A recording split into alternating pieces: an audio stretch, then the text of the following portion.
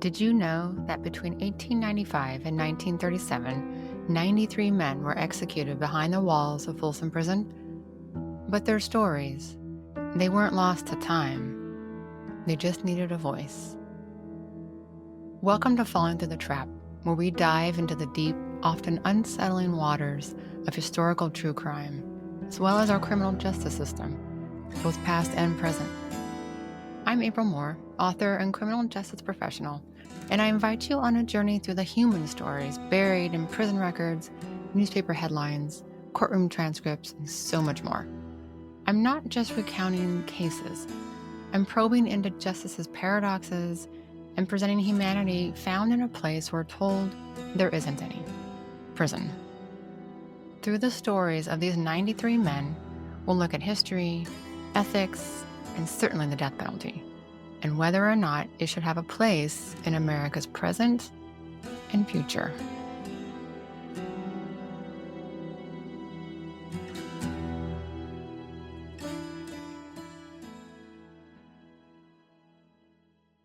Hane, Folsom Prison's first execution, December 13th, 1895.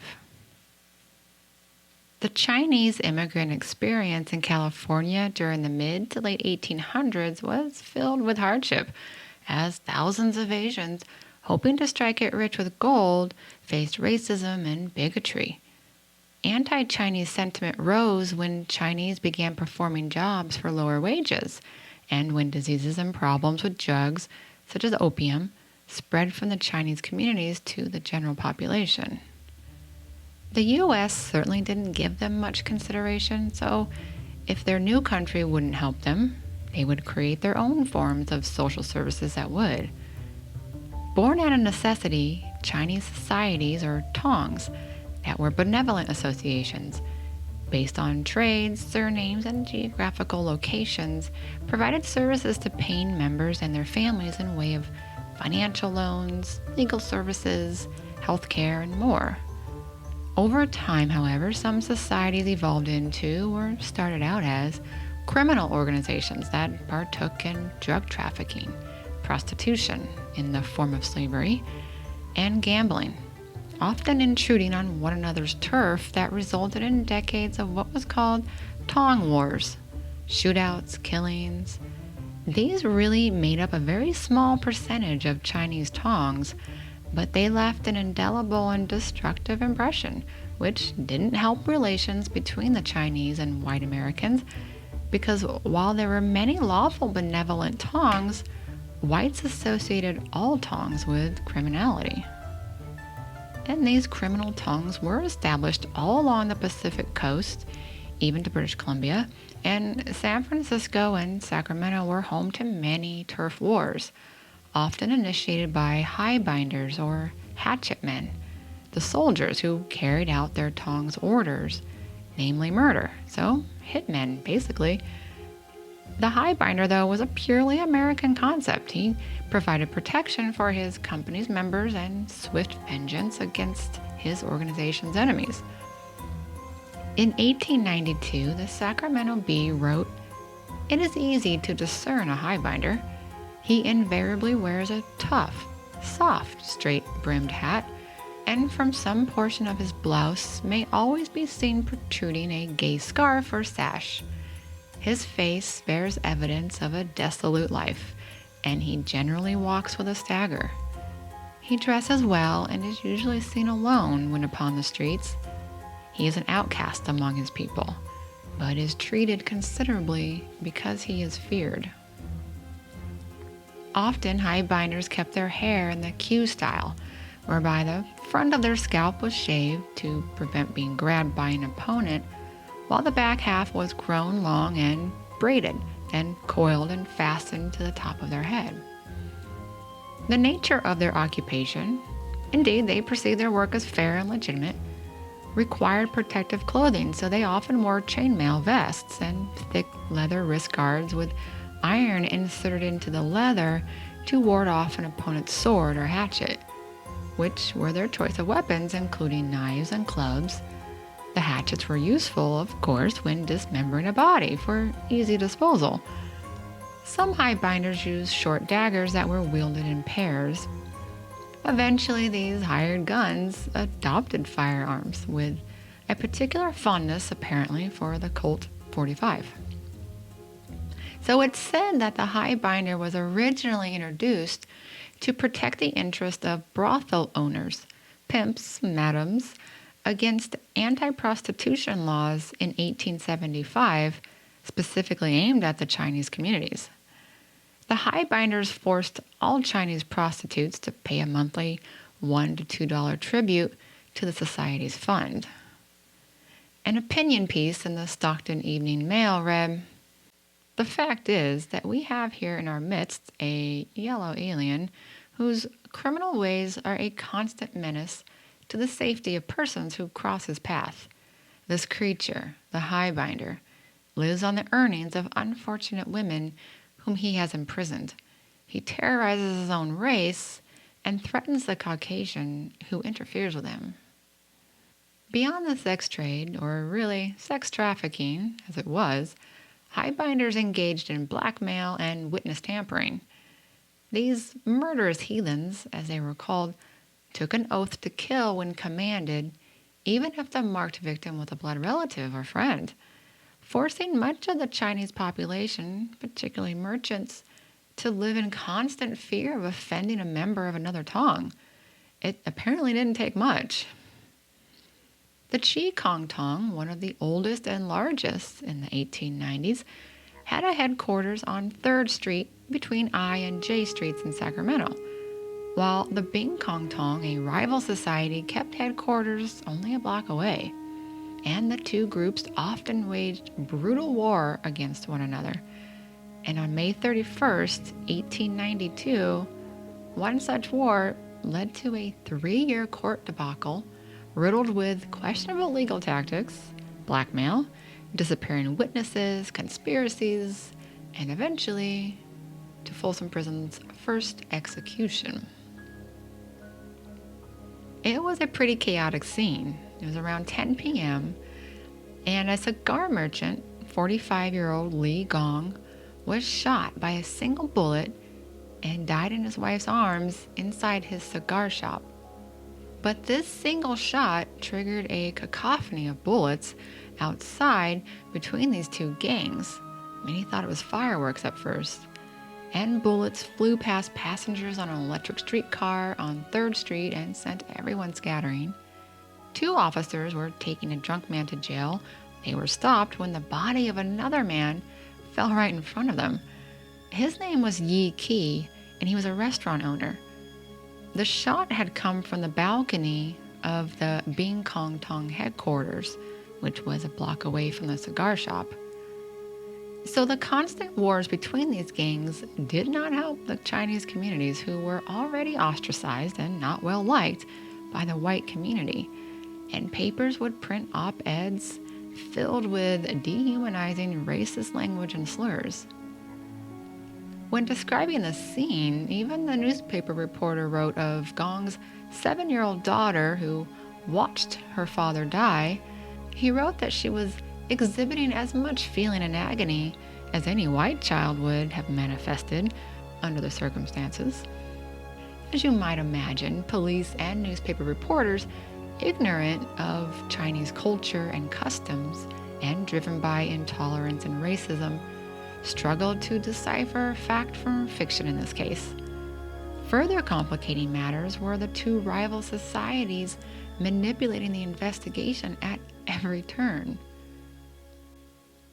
Whatever the facts were, the residents of Sacramento didn't care. They had just had enough of Chinatown and complained constantly of its Tong wars, strange smells, and disregard for American laws. These groups were referred to as the Mongolian Mafia. They were called caged heathens, animals, and of course every racial slur you can imagine was aimed at them as well. Police Chief Rogers had said that it was bad enough that they were killing each other, but, quote, "When the lives of white persons are threatened, I believe drastic measures should be taken." So he gave his officers orders to run any Highbinders, anyone fitting that description, out of town. He called Chinatown a nuisance. Nobody liked the smells, and everything was strange to whites. They didn't understand any of it, and to them, there was nothing to understand. It just had to go. Of course, Chinatown did not leave, but there were many ordinances put in place to keep them as far away from white people as possible. The two officers who saw the restaurant owner killed immediately stormed the Bing Kong Tong headquarters where the shot appeared to have come from. And even though dozens of Chinese men escaped out of the building, they managed to arrest several, including a man named Huey Yen Sing, who didn't move too quickly because he was still recovering from a bullet wound in his leg, but he was armed, so they brought him in. These battles, or shootouts, nearly always stemmed from past grievances between the gangs, retaliations, and that appears to be what happened here. On April 26, just over a month earlier, a Chi Kong Tong member named Fong Ah Sheng allegedly shot Huey Yen Sing, a rival from the Bing Kong Tong. Sheng was arrested, and Sing spent a few weeks recovering. The case continued to get delayed until Sing was well enough to testify against him. However, at some point in May, both societies came together, wanting to basically take care of things their own way without the American courts, specifically paying $1,700 to Sing and his company or society in exchange for not pressing charges against Sheng. This apparently was agreed to, and the money was exchanged. But Sing and his company didn't hold up their end of the bargain. The case hadn't been dropped, and by May 31st, the day of Li Gong's killing, the case was still proceeding and was to resume the next day. And when the case did proceed on June 2nd, the attorneys informed the judge that 2 of their witnesses were now dead. So as it turns out, Li Gong, a member of the Chi Kong Tong, the same as Sheng, he was a witness for the defense. There were reports later that he had gone on bail for Sheng, but we don't exactly know what his role was in the case. And the only other victim was Yi Qi, who we actually know very little about, other than that he was a restaurant owner.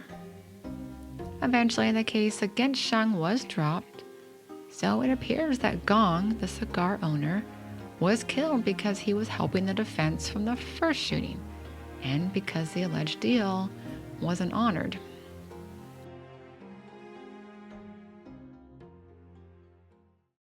It's not entirely clear how 30-year-old Chin Hane became a suspect, but late that night, police were led by a man named Yeso, or Jesse Jim, to a house where Hane was chilling out, smoking opium. The house belonged to a woman named Si Kui, who was being treated for some undisclosed illness by Hane, who claimed to be a doctor. Others in the room, including the woman's 8-year-old son, were apparently taken by surprise and told officers Hane had been there the entire night. But he was arrested and joined another 15 suspects in jail. On June 2nd, the coroner's inquest was held. This judicial inquiry into the manner and cause of this unexpected death to determine if a criminal investigation or prosecution was necessary. Gong's wife, Awa, testified that 2 men came into the cigar store. She was behind the counter and her husband was in a back room at the end of this narrow store, but there was a small window into that back room.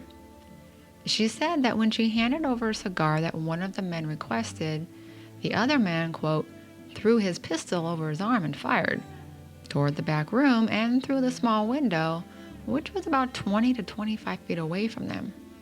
She heard her husband scream or moan, and the 2 men ran from the store. All she could say about the shooter was that he had a long scar on the side of his face, but she couldn't describe it or say what side of the face it was on, but that she would know him if she saw him. Now, I want to point out that this scar is actually difficult to see on the mugshot, but it was certainly talked about a lot in the press and played a major role in his conviction. There was another man in the shop at the same time, a friend of Gong's named Hop Gai Som, who left right after the shooting and was never seen or referenced again. Gong's wife also testified at the inquest that she didn't think her husband had been threatened before this. The coroner, Henry Clark, and the widow went to the police station to check out the suspects, and Clark picked out Hane and asked, "Is this the man that fired the shot that killed your husband?" She replied, "I'm sure it was him." Hane, described in the papers, of course, as a villainous-looking fellow, didn't say anything, but several others in the room were heard saying, "That is not the one. That is the wrong man." Also at the inquest, a man named Lee Chung, who was outside the store, said he saw Hane go inside the store with Huey Yen Sing. Chung also said several others went into the store, while some witnesses said that just the two men went inside. Another man, Lee Sam, the cook for the Gongs, was inside the building, which was also the home of the Gong family. But Lee Sam was not in the store or the back room. He said when he heard the shot fired, he grabbed 2 pistols and ran outside and fired a few shots of his own. He said he didn't see the murder happen. In the end, of the 16 arrested that night, Hane, called the king of the Highbinders, and Singh were charged with murder. Now, in the meantime, police were scouring the Bing Kong Tong headquarters, and they found a letter from their headquarters in San Francisco ordering the murder of Yi Qi, Li Gong, and a few others. It was allegedly signed by a Chin Hing and a Louis Duck. Police weren't able to say for sure the signature was that of Chin Hane, so it wasn't considered admissible evidence. Plus, these letters had to be interpreted, which typically posed issues because police did not trust the Chinese, and finding a white person who they could trust, who knew Chinese, was rare. By June 9th, the 16 suspects were brought into police court, but there were also a lot of Asian witnesses, spectators outside the room, in the courtroom, and this threw everyone for a loop because they claimed they couldn't tell them apart. They couldn't pronounce their names, they didn't know the witnesses from the suspects. The court bailiff came up with what the papers called a happy idea. He grabbed some ink and drew a skull and crossbones on the front of the shirts of the suspects. Still, there was a good deal of confusion. The names were different than the ones on the court docket, and of course, there was the language barrier. And again, no one trusted interpreters because they could have been working for one society and could have been lying. In the end, 10 of the 16 were released, but several Chinese witnesses claimed the real murders had been released. It was a debacle, so how anything truly productive, let alone correct, occurred is really a miracle.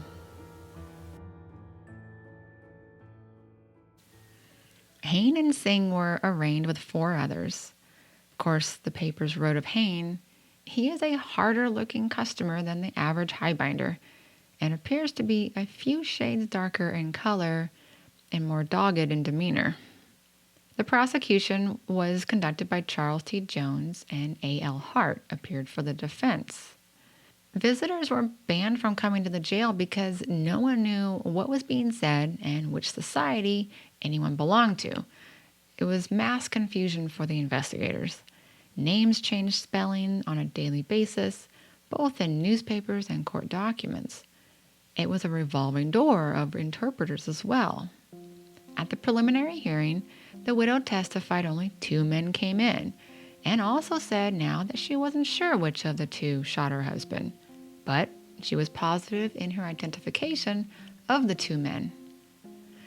At one point, Hart, the attorney for Hane and Singh, tried to get Awa to admit she had different husbands, and she denied it and began to cry, and Jones and Hart began to argue. Jones called Hane a brute and then said to Hart, "Nobody but a brute would ask such questions, and this woman has human feelings, even if she is a China woman." This from her own attorney. A verbal fight broke out between the attorneys, and finally the judge stepped in and testimony resumed. She then testified now that her husband did tell her before his death that he had been threatened, even though at the inquest, she told the coroner's jury that he hadn't been. Then later said in the proceeding that it was Hane who fired the shot. The Sacramento Bee wrote, "So far, Ah-Wah has shown herself to be, unlike most Chinese, possessed of the ordinary human emotions, and her grief over Li Gong's sudden taking of is fairly pitiful." The defense argued that Hane was the victim of a conspiracy by his own society, the Bing Kong Tong, a kind of martyr for the cause. At the same time, another investigation by police revealed that the Chi Kong Tong had spent considerable money paying off and threatening witnesses who would testify on Hane's behalf. So newspapers were reporting that there was reliable authorities who confirmed that Hane wasn't there, and it was shown that there was a well-laid conspiracy to have him hanged. They said that he was being targeted by his rival gang because he had been involved in a case against them earlier in the year. But also, papers reported that among the Chinese, Hane was known, quote, as the devil, whose skin cannot be perforated by bullets, and that many of his miraculous escapes from being shot have caused police to believe he bears a charmed life. It was also reported that the death of Yi Qi, the restaurant owner, was allegedly an accident, and it was rumored that the Bing Kong Tong had paid his widow $800 to, quote, square the deal. The defense brought in Ah Get, who was in the room when Hane was arrested, and he said Hane had been there all night. He was not cross-examined by the prosecution because there was a recess during which Ah Get closed up his shop and went missing. The next day, officers confirmed that Get had been forced by the Chi Kong Tong to leave the city or die. His wife said he had been threatened.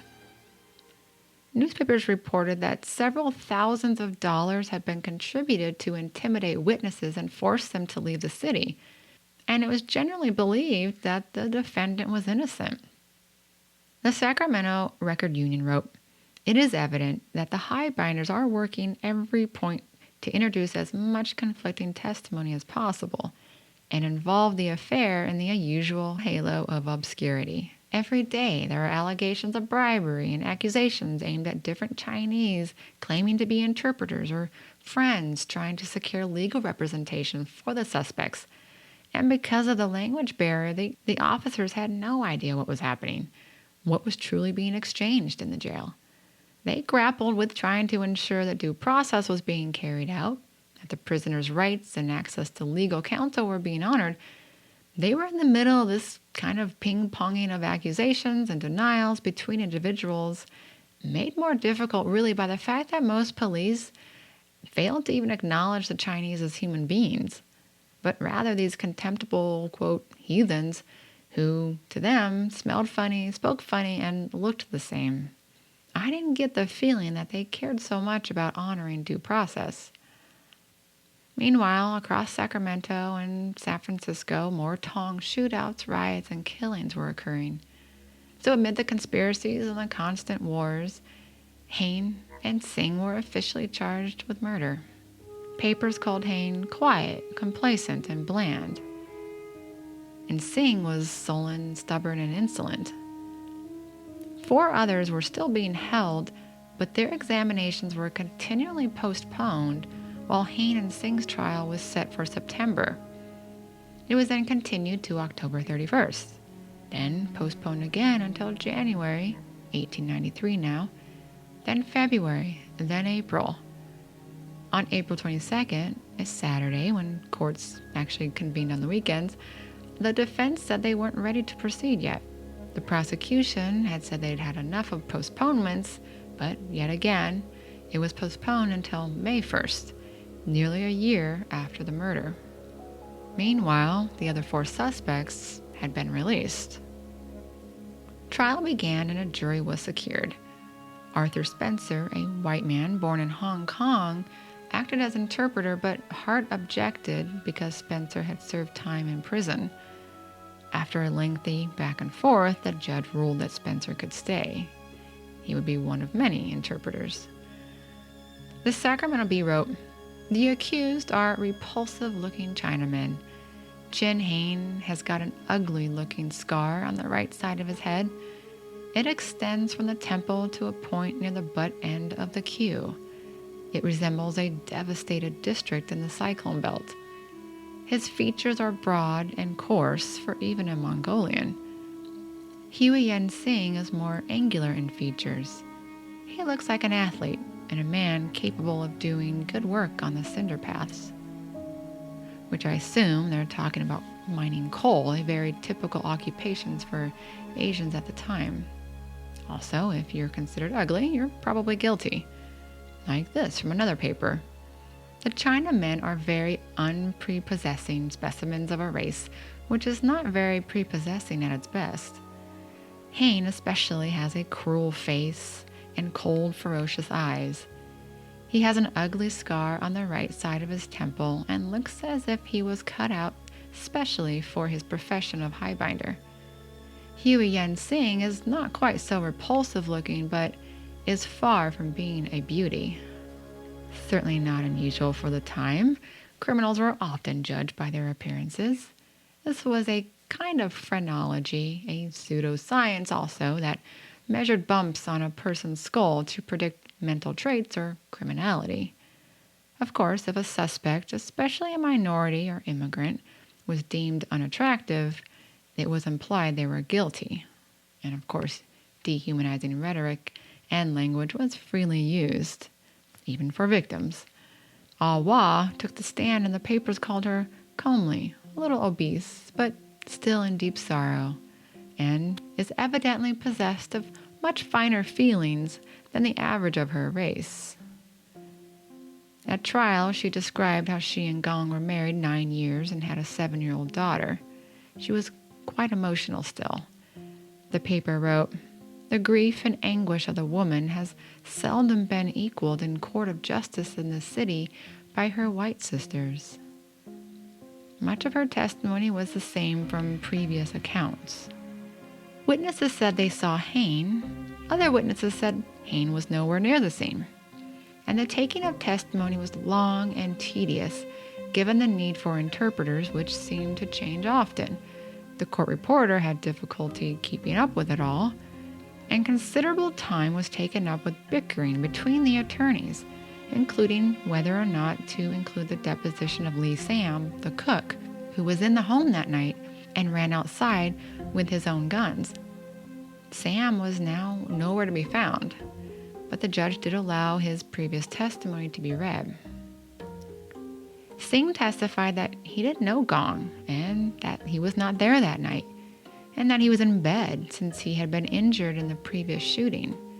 He swore it would have been impossible, especially in his condition, to have been in the cigar shop and then quickly to the building where he was arrested.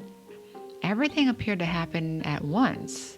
Hane testified that he had arrived in Sacramento the day before the killing from San Francisco and was in the house with a woman, Si Kui, who he was treating, and who, incidentally, died shortly thereafter.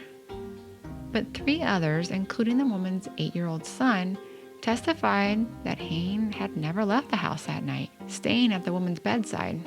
Oddly, Yeso Jim, the man who brought officers to Hane, apparently never said anything at the scene and never even testified during any proceedings. What did not help Hane was that no one could corroborate that Hane was even known as a doctor in San Francisco or Sacramento, and he struggled to explain what medicines he had administered. He admitted to serving 15 months at Folsom a few years earlier, but stated he didn't really know why, but that it had something to do with second-degree murder. I was not able to find proof he was at Folsom or San Quentin, but he did admit it. Hane claimed that he knew Lee Sam because Sam had once tried to rob Hane's uncle in San Pedro, but Hane intervened. The defense tried to show that either Lee Sam did the shooting or that Gong was killed by gunfire from the outside. The prosecution said the bullet hole in the glass proved the shot was fired from inside. However, there were many bullet holes outside and inside this building, some old, some new. After a 30-day trial, Hane and Singh were found guilty after the jury deliberated for an hour and 20 minutes. Hane was found guilty of murder in the first degree, which carried the death penalty, and Singh was recommended for life imprisonment. Hane was described as being on the verge of tears when the verdict was read. During sentencing, both men claimed they were innocent, but Singh was given life and Hane was slated to be executed at Folsom, its first execution, on September 15, 1893. But an appeal was filed and was scheduled to be decided by the state Supreme Court in October of 1894, but that got postponed. So Hane and Singh remained in the county jail, housed, by the way, with Ivan Kovalev, Folsom's second execution, which you'll hear about in the next episode. Finally, in September of 1895, just over 2 years after sentencing, released its decision to deny the appeal. During this 2 years, Hane and Singh spent their time learning English, and Singh played a, quote, strange Chinese musical instrument, likely a pipa, and often sang for his fellow prisoners. An unusual friendship had developed between the two men and the sheriff's deputies, who said the men were always good prisoners. When Hane was sentenced to die on December 13th, he broke down in tears.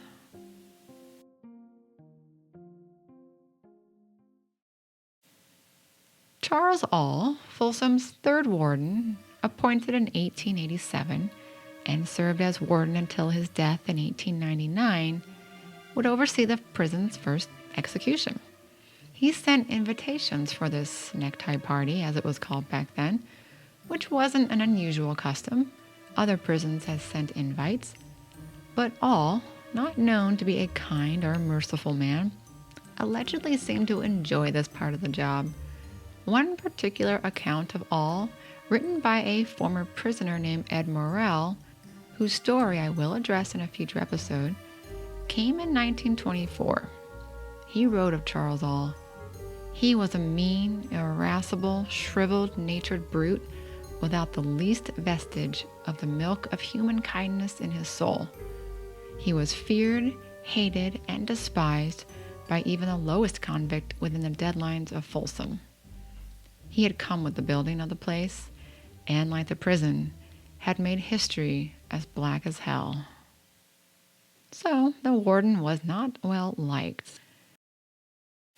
3 days before the execution, a group of Chinese came to Governor James Budd's office, reportedly armed with proof that Hane and Singh were conspired against. They brought a Chinese man named Neil McQuarrie, who claimed the Chi Kong Tong tried to pressure him to testify against Hane and to say that Hane leveled his gun at Gong. The man refused, and the Chi Kong Tong member left and allegedly went to Ah Wah, Gong's widow, who had apparently at the time been running a brothel out of the rear of the cigar shop, and he pressed her to testify against Hane, or her side gig would be exposed. They promised her $400 and a safe and secure voyage back to China. McQuarrie provided a detailed description of the money paid to her: 14 $20 gold pieces, 4 $5 pieces, and 2 rolls of silver containing $20 each. Details of the testimony were also gone over: that Hane placed a pistol over his arm and shot Gong, in the exact way that McQuarrie was told to describe. According to this claim, when Ah Wah told the man she didn't know Hane, she was allegedly reassured that she would know him by the scar on the side of his head. It'll be remembered that Ah Wah testified at the coroner's inquest that she didn't know which side of the head the scar was on, only that she would know him if she saw him, that all she had to do was look in court for the man with the scar on the side of his head. It's also curious why the man who brought an officer to the home of where Hane was arrested conveniently disappeared after that. Even a man from the Chi Kong Tong came with the group. He begged not to be named for fear of being killed by the society, but the papers gave his name as Li Hong. He said that he had gone to the cigar store that night and saw Gong, the victim, sitting on the sidewalk outside his shop when Lee Sam raised his pistol and shot Gong. Now remember, Lee Sam was arrested that night and found with a gun that had been recently fired. That's when he said he had run outside and joined the chaos of gunfire, shooting off his gun. Was that the perfect cover? Well, according to this witness, within seconds, several Chinese men rushed out of the shop and quickly dragged the dead man inside. And then seconds later, the war of bullets began. Hong said he never saw Hane that evening and didn't believe he was ever there that night. He also said that Lee Sam was in love with Awa, the widow, and he wanted both her and the cigar shop. What's more is that not only was Lee Sam never found, but Awa did leave and go back to China. Why any of this was not brought forth earlier, it isn't clear, but not much in this case is. Everyone in the group submitted sworn statements to the governor's secretary, who then passed them along to the governor, who wasn't convinced, finding that some of the statements conflicted with each other. He also referenced a bullet hole in the window. How did that get there? Was this all part of the conspiracy? We really have no idea. Moreover, it would have been difficult for Governor Budd to commute Hane's sentence because at the time, California law forbade a governor from granting a commutation or pardon to a prisoner with a previous felony charge unless the state Supreme Court recommended either action. Because Hane had previously served 15 months and the High Court didn't recommend leniency, the governor's hands would have been tied anyway. The night before his execution, Hane played checkers and said he was prepared to die. He reportedly also thanked his guards for, quote, acts of kindness. I'd like to note that the papers often reported this gesture with many of the subsequent executed men, and for some that just seemed very out of character. So after coming across that so often in later cases, I'm a little suspicious of it, especially given the endless reports of cruelty at the prison, which will be an entire episode. Newspaper reporting has certainly evolved over the years. Of course, back then it was awfully competitive, sensationalized, and reporters wanted to safeguard their access to places, especially prisons, which meant they would often print favorable things about the wardens, officers, people in powerful positions who could very well deny their access to future executions or interviews with prisoners. So presenting a kinder image of prison conditions and treatment within worked as a kind of quid pro quo. So this kind of corruption will become very evident and will be exposed as we move through these stories. One paper also reported that Hane, quote, partially confessed to the minister and to Captain of the Guard, R.J. Murphy, saying he intended to shoot Gong, but placed blame on his co-defendant, Singh, saying he shot him before he himself could do it. This was another thing that papers would sometimes report, this alleged confession or partial confession that the newspaper reporter wasn't actually there for, but was told by the prison officials right before the execution. Certainly convenient timing, given there's no way to really know, and yet it somehow absolves anyone of maybe getting this conviction wrong. So I always took those with a grain of salt. And a note about Captain of the Guard, R.J. Murphy. You'll hear his name come up quite often in later episodes. And like Warden All, Murphy had a reputation as a very cruel and corrupt official. In fact, Murphy reminded me of Captain Byron Hadley, the fictionalized guard from the Shawshank Redemption, who was in cahoots with the warden and wasn't very nice. To me, that was Murphy. So if you are familiar with that character, I think it gives you a pretty good picture of the kind of person Murphy was. So a minute or two before 10 a.m. on December 13th, 1895, All and 25 others witnessed Hane walk to the gallows and place his feet over the 2 black shoe prints painted upon the trap door.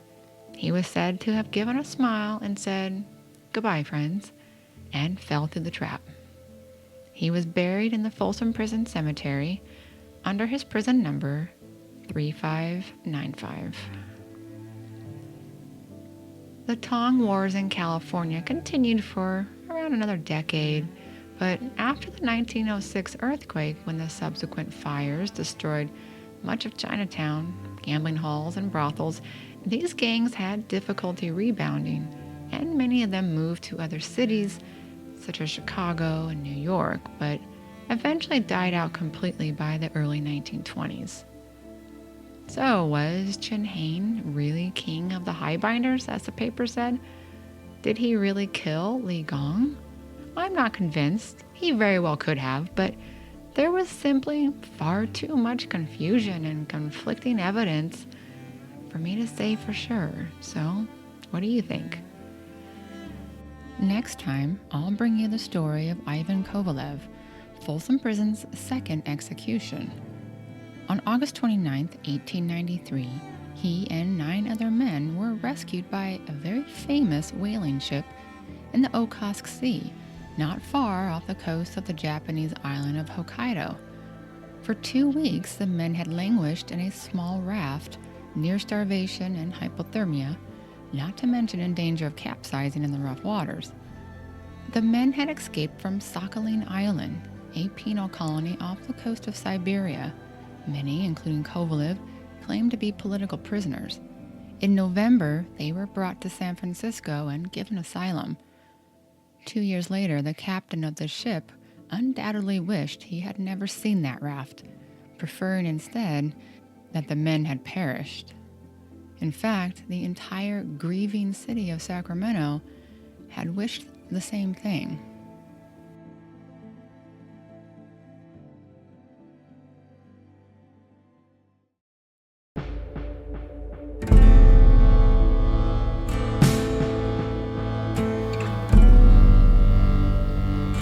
Falling Through the Trap is written and produced by me, April Moore.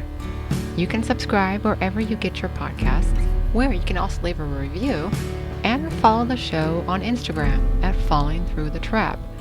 I'll post photos and other documents on my Substack page, apriljmoore.substack.com, where you'll be able to listen to each episode. Find the show on YouTube as well. Check the show notes for links.